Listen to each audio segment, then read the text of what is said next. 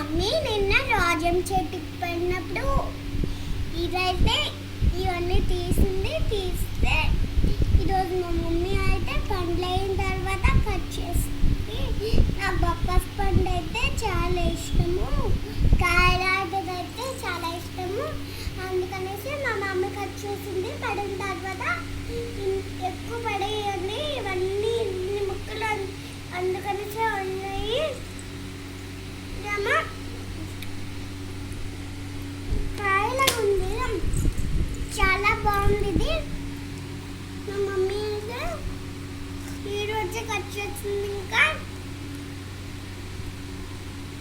ఇవైతే చాలా బాగున్నాయి.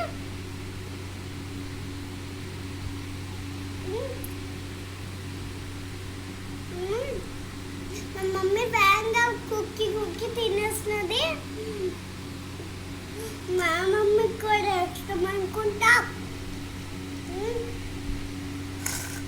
కుక్కి తినేస్తుంది.